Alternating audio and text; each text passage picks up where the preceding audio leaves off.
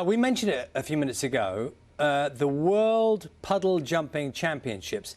In the times when lots of things have been cancelled, that got the go-ahead.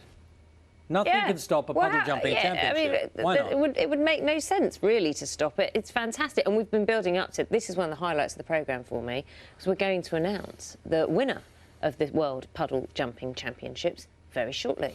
Competition has been making a splash for the last 8 years. I didn't know it been lasting that long, and still went ahead. It was a virtual tournament, attracted entrants from all over the world. They sent in their jumps to be assessed by the judges. Let's have a look at the top 3.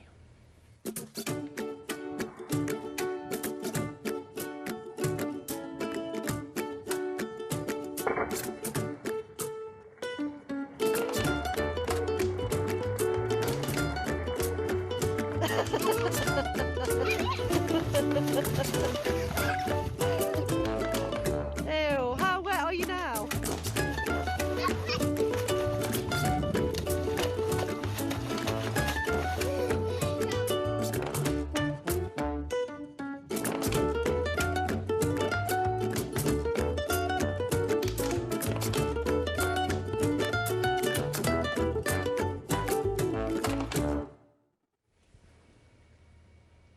So, 3 very different techniques there. One, you had the running jump, didn't you? And big splash. I thought that was excellent.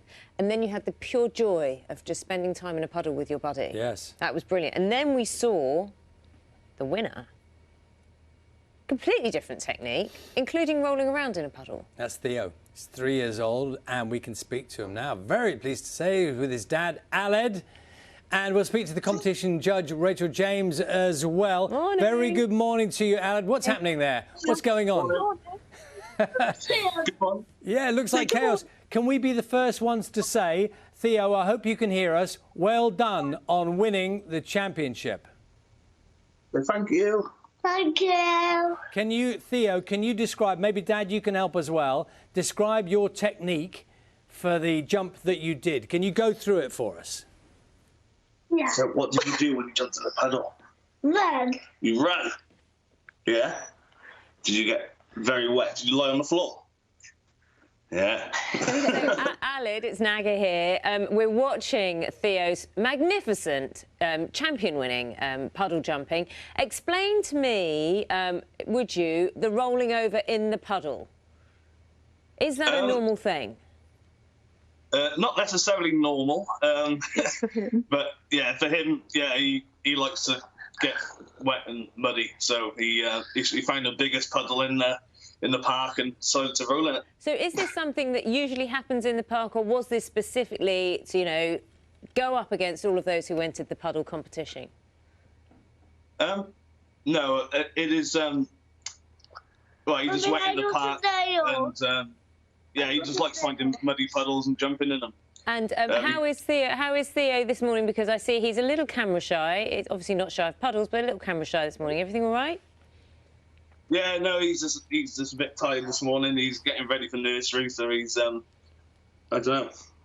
How are you this morning? He's not so much. Well, I tell you what, Alan. What I'm thinking is, Theo. Lovely to see you back, by the way. Theo, can I ask you a question?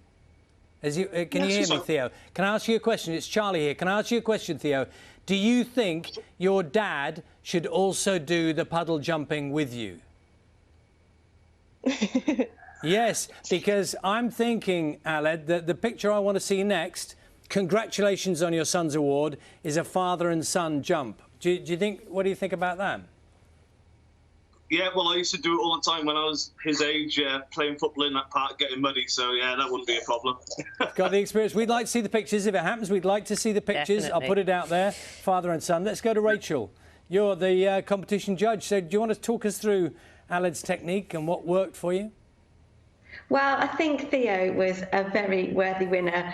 And when you look at the judging criteria, you know, the height of jump, the stickability, I don't think he could have got more covered by lying down in the puddle. So a fantastic effort. Rachel, I've got to ask, this was the World Puddle Jumping Championships. Did you get any entries from outside the UK? Because we were having a discussion earlier about whether these are UK puddles or worldwide puddles.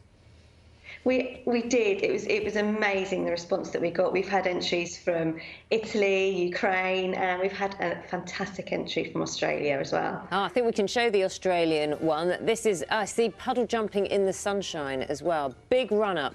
So, Rachel, which technique did you favour? Because we saw the top three. We kind of went through them. Which was your favoured technique? I think that, you know, the entrants that really kind of put their knees into it and jumped really high always got the best result.